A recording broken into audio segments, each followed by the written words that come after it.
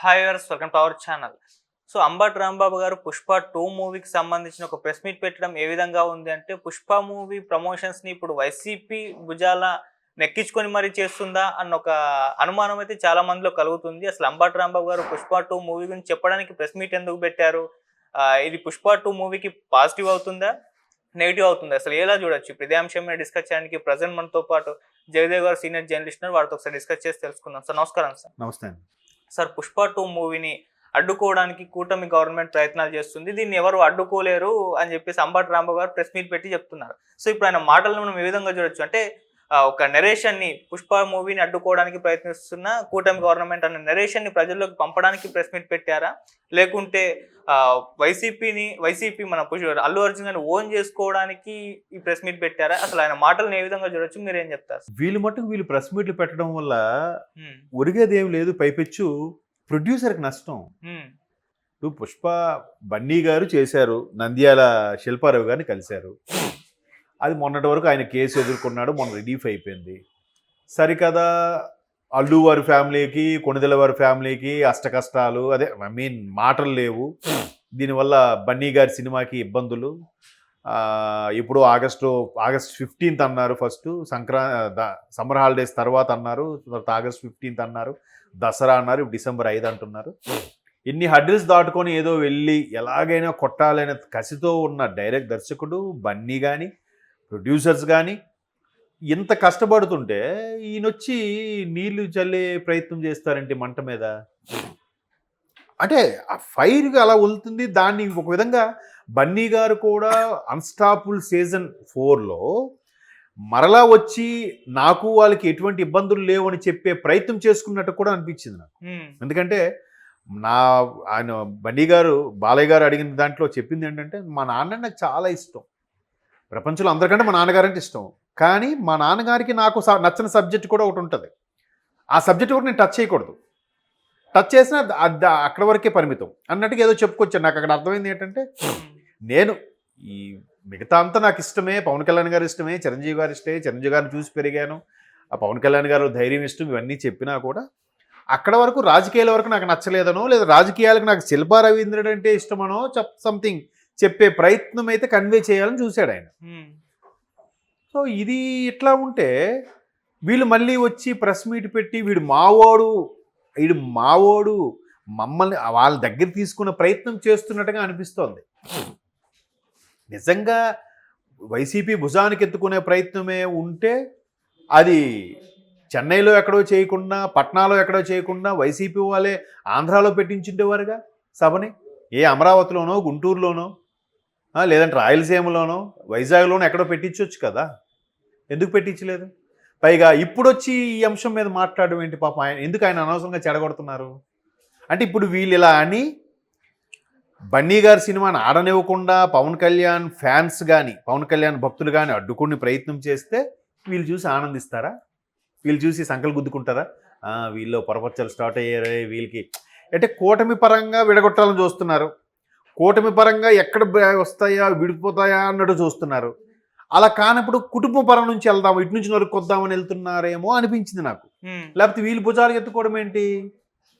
పోనీ ఆ సినిమాకి, 'పుష్ప 2' సినిమాకి కూటమి ప్రభుత్వం మేము ఆడనివ్వం, పోనీ పవన్ కళ్యాణ్ ఫ్యాన్స్ ఎవరైనా ఈ మధ్యకాలంలో స్టేట్మెంట్ ఇచ్చారా? లేదు. అప్పుడెప్పుడో శిల్పా రవీంద్రెడ్డి విషయం అయినప్పుడు కదా ఇచ్చారు. అంటే ఒక ఆల్మోస్ట్ 5 నెలల కిందట, 4 నెలల కిందటో. ఇప్పుడు ఎవరు మళ్ళీ ఎత్తుకున్నారు? ఎవరు ఎత్తుకోలేదుగా. సోషల్ మీడియా వేదికగా కూడా ఎవరు పిచ్చి పిచ్చి రాత్రైతే రాయట్లేదుగా. మరి ఇప్పుడు స్పెషల్గా ప్రెస్ మీట్ పెట్టి కూడా అంబటి గారు చెప్పే ఉద్దేశం ఏంటి? అంటే కేవలం సినిమాని చెడగొట్టాలనే, లేదా చెడగొట్టిన తర్వాత వీళ్ళకి గొడవలు వస్తే అబ్బాయి హాయిగా ఉందరా వీళ్ళు గొడవ పడుతుంటే ఆర్గ్యూ చేసుకుంటే అని హ్యాపీగా ఫీల్ అవుతున్నారా కదా? అక్కడ ఆయన ఎక్కడ మాట్లాడినా కూడా అలానే ప్రస్తావన ఏం తీసుకురావట్లేదు. బన్నీ కూడా చెన్నై ఈవెంట్లో కానీ, పట్నా ఈవెంట్లో కానీ అవేం మాట్లాడలేదు. ఆయన సినిమా ఆదరించిన వరకు మాట్లాడాడు.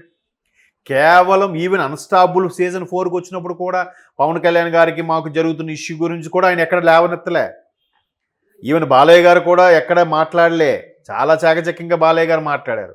పైపెచ్చు బన్నీ గారు అమ్మాయి ఒక పద్యం చెప్పినప్పుడు అబ్బా ఎంత బాగా చెప్పింది చిన్నపిల్ల అయినా కానీ చూడకుండా మళ్ళీ చెప్పిందని చెప్పి ట్రోల్స్ చేశారు జగన్మోహన్ రెడ్డి గారిని. ఈయన మామూలు తెలుగు మాట్లాడడానికే పేపర్ చూసి మాట్లాడతాడు, చిన్నపిల్ల చక్కగా పద్యం చెప్పింది అన్నట్టుగా కొంతమంది ట్రోల్స్ చేశారు.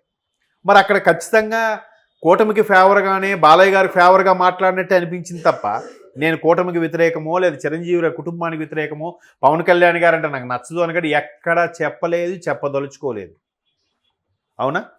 మరి అలాంటి సందర్భంలో పాపం ఆయన ఏదో మొత్తానికి అన్నీ జరిగాయి, సర్దుమణుగుతున్నాయి, 20 డిసెంబర్ అయింది, గ్రాండ్గా రిలీజ్ అవబోతుందంటే ఈయన ఎవరు ప్రెస్ మీట్ పెట్టి మాట్లాడమన్నారు? అంటే ఇండైరెక్ట్గా వాడు మావోడు, మా పార్టీ కోసం ఆయన సినిమాను కూడా పణంగా పెట్టాడు అని చెప్పే విధంగా ప్రయత్నం చేసినట్టుగా ప్రెస్ మీట్ పెట్టినట్టు అనిపిస్తుంది నాకు. పోనీ ఈయనకి సినిమాతో ఇప్పుడు అదే ఒక కొడాల నానియో వంశీ లాంటి వాళ్ళు చెప్పారంటే సరే, సినిమా ఇండస్ట్రీతో కొన్ని సంబంధాలు ఉన్నాయి, వంశీ గారు ప్రొడ్యూస్ చేసే సినిమాలు ఉన్నాయి, లేదా కొడాల నాని గారు హరికృష్ణ గారి ఫ్యామిలీతో బాగా చనువుకుంటారు కాబట్టి ఆ సంబంధాలను చెప్పారని అర్థం ఉంది. అట్లీస్ట్ రోజా గారు ప్రెస్ మీట్ పెట్టినా ఓకే. బట్ అంబటి గారు ప్రెస్ మీట్ పెట్టి ఇలా మాట్లాడారంటే మేబీ ఎవరెవరో ఉంటుంటారు, రిలేషన్స్ ఉంటే ఉండొచ్చు. ప్రత్యేకంగా అంబటి గారు పెట్టి మాట్లాడే ఉద్దేశం ఏంటంటే ఈ మధ్య కాలంలో వైసీపీకి సంబంధించి ఎవరైనా వ్యాఖ్యలు చేస్తే అయితే అంబటి గారు లేదా పేర్ని నాని గారు ఇద్దరే మాట్లాడుతున్నారు, మిగతా అందరూ ఎవరు ఎక్కడున్నారు?